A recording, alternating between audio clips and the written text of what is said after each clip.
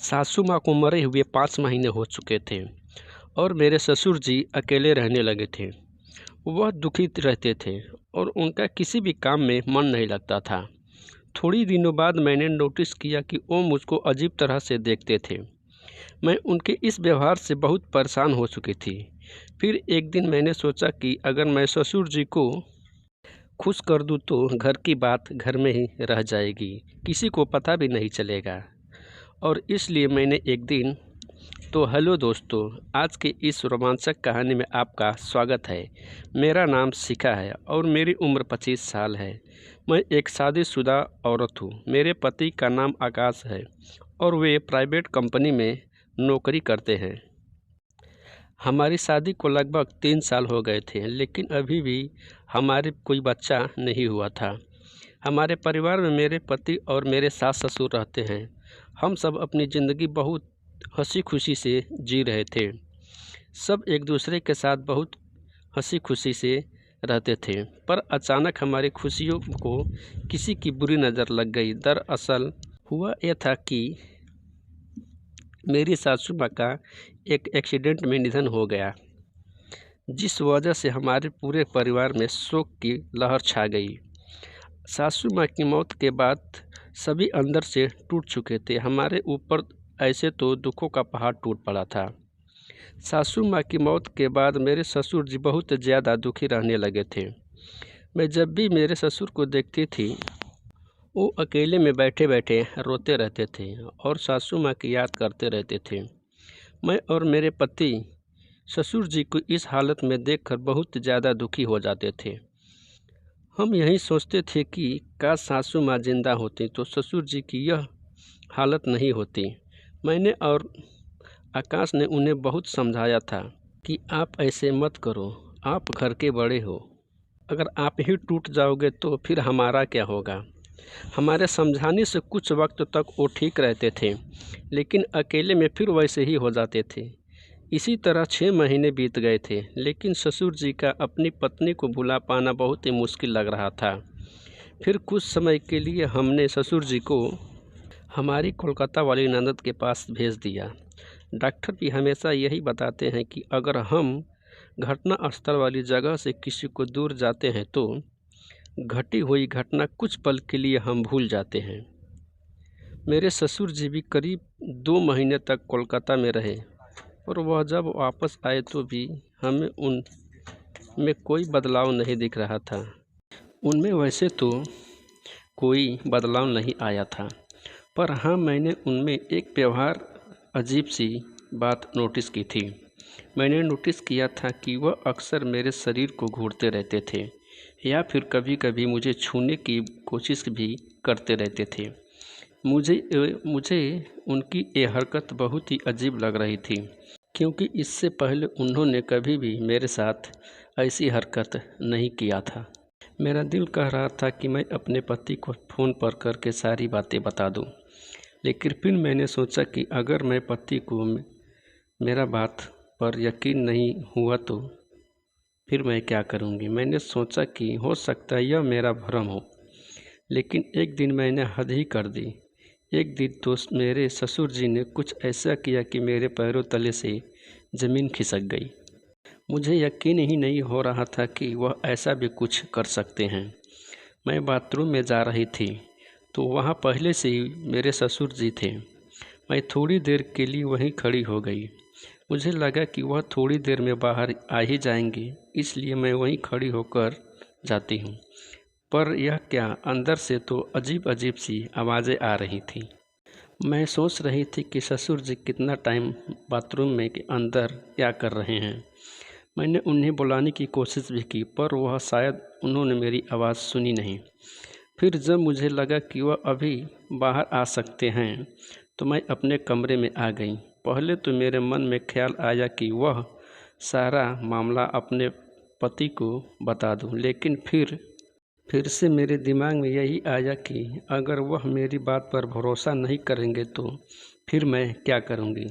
यही सोचकर मैं रात भर जागती रही और मुझे नींद ही नहीं आ रही, क्योंकि इतने दिनों से जो कुछ भी हो रहा था वह बहुत ही अजीब था। मेरे पति ने मुझे प्यार करने के लिए कहा, लेकिन मैंने कहा आज मेरा मूड नहीं है, और इतना कहकर मैं उनकी तरफ पीठ करके सो गई। मेरी सारी रात जागते हुए निकल गई और दूसरे दिन मेरे पति को शहर से बाहर किसी काम के लिए जाना था। वह 5 दिनों के लिए एक मीटिंग में जाने वाले थे। मैंने उनका बैग लगाया और उनका टिफ़िन भी तैयार कर दिया। थोड़ी देर बाद मेरे अपने काम के लिए निकल गए।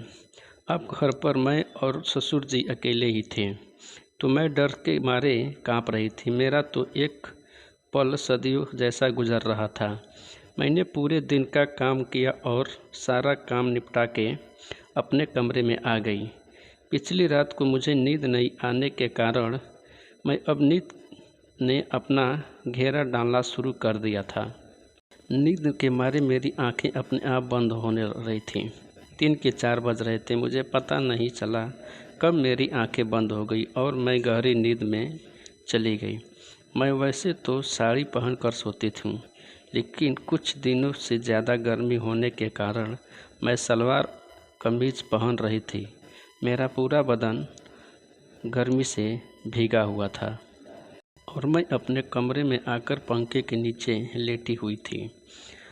करीब 1 घंटे बाद मैंने महसूस किया कि कोई मुझे अजीब तरह से हाथ लगा रहा है।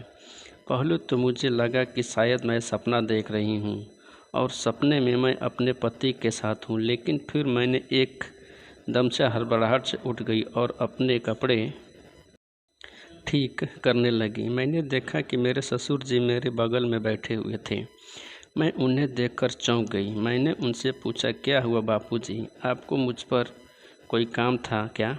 ससुर जी बोले, बहू मेरा चाय पीने का मन कर रहा है। मैंने तुम्हें बहुत बार आवाज़ें लगाई, शायद तुम्हें सुनाई नहीं, इसलिए खुद ही तुम्हारे कमरे में आ गया। यहाँ मैंने देखा कि तुम आराम से सो रही हो, तो मैंने सोचा कि सोई हुई बहू को क्यों उठाना, मैं खुद ही चाय बना लेता हूँ। पर इतने में तुम जाग गई। इन शब्दों से ससुर जी ने अपनी सफाई दी तो मैं झट से बेड से नीचे उतर गई। मेरा दिल ज़ोर ज़ोर से धड़क रहा था। मैंने अपनी चुनरी अपने सिर पर लेकर, बाबूजी आप अपने कमरे में जाइए, मैं वहीं पर चाय लेकर आती हूँ। मेरा इतना कहने पर उनका दिल टूट गया था। फिर वह अपने कमरे में चले गए। करीब 15 मिनट बाद मैं उनके कमरे में 1 कप चाय लेकर गई। मैं उनके कमरे में गई तो मैंने अंदर जाकर देखा कि ससुर जी अपने कमरे में बैठकर रो रहे थे। मैंने पूछा, बाबूजी क्या हुआ, आप रो क्यों रहे हो, कोई दिक्कत है क्या? अगर आपकी तबीयत खराब हो तो मैं तुरंत डॉक्टर को फ़ोन कर दूं। वो बोले, नहीं बहू ऐसा कुछ नहीं, बस आज मुझे तेरी सासू माँ की बहुत याद आ रही है। मुझे आज उसकी बहुत कमी खल रही है। जब से वो चली गई है तब से मुझे समझ नहीं आ रहा है कि मैं किस से अपने मन की बात कहूँ। मैं भी एक इंसान हूँ और मेरी भी कुछ ख्वाहिशें हैं। मेरा भी दिल करता है कि मैं अपने दिल की सारी बातें किसी से कहूँ। अब मैं बच्ची तो नहीं थी जो भी मैंने उनके इशारे को समझ ना सकूं। मैं समझ रही थी कि वह किस बारे में बात कर रहे हैं। फिर मैं भी उनके पास गई और मैंने उनसे कहा, बापूजी आप चिंता मत कीजिए, सब ठीक हो जाएगा, और अगर आपको कोई बातें ही करनी हो तो आप मुझसे कर लिया करो।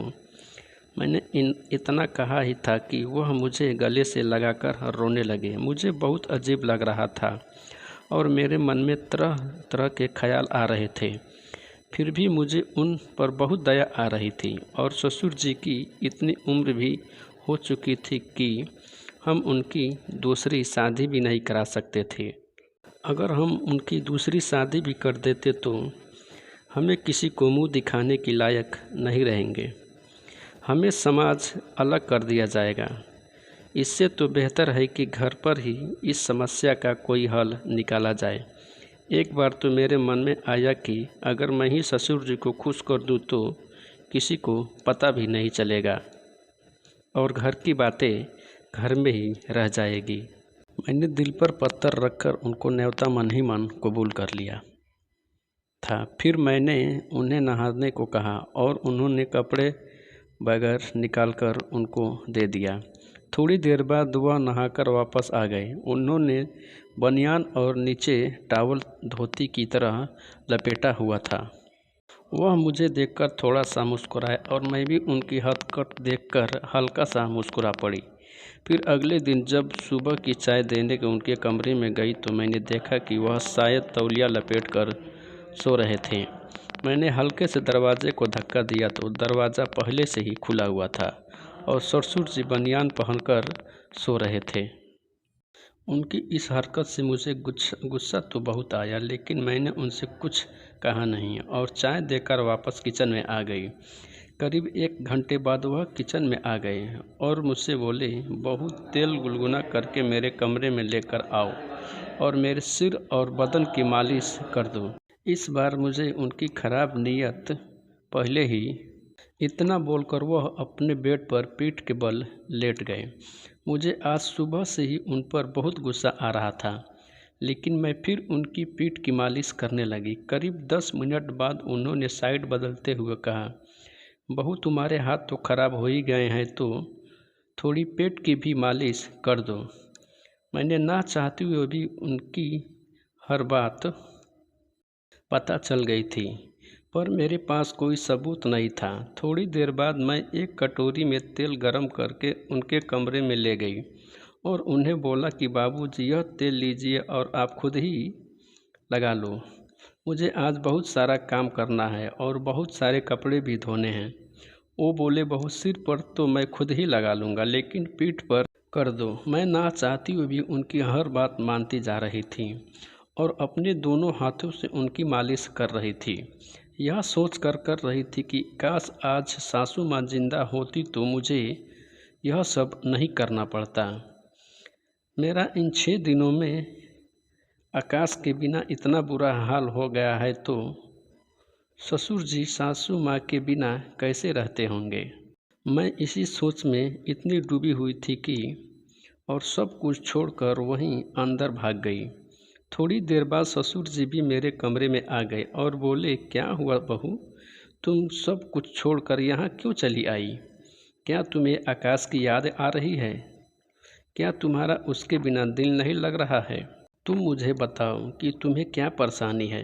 तुम्हें जिस चीज़ की भी कमी होगी मैं वह तुरंत पूरी कर दूंगा। मैं तुम्हें अपनी बेटी ही मानता हूँ और मैं तुमसे अपनी बिटिया की तरह ही प्यार करता हूँ।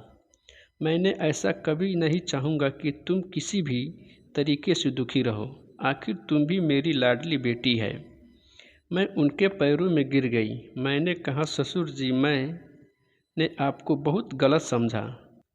मुझे माफ़ कर दीजिए। मैंने इतने दिनों से यही सोच रही थी कि आप मुझ पर बुरी नज़र रख रहे हो और इसलिए मैं आपसे दूरी बना रही थी। पर अब मैं समझ पा रही हूँ कि जब आकाश को गए हुए 5 दिन ही हुए हैं और मैं उसके बिना इतना परेशान हो चुकी हूँ, तो आप सासू माँ को मरे हुए तो समय हो चुका है। अगर मैंने आपका दिल दुखाया हो तो आप मुझे माफ़ कर दीजिए। अब से मैं आपकी हर तरह से देखभाल करूँगा और आपकी बेटी बनकर रहूँगी। तो कमेंट करके ज़रूर बताइए आपको यह कहानी कैसी लगी। अगर आपको यह कहानी पसंद आई हो तो इसे लाइक करके और अपने दोस्तों के साथ शेयर करें। आगे भी ऐसी रोमांचक कहानियाँ सुनने के लिए हमारे चैनल को सब्सक्राइब करें और बेल आइकन को दबाना ना भूलें। मिलते हैं अगले वीडियो में, तब तक के लिए धन्यवाद। Bye bye. हंसते रहिए, मुस्कुराते रहिए।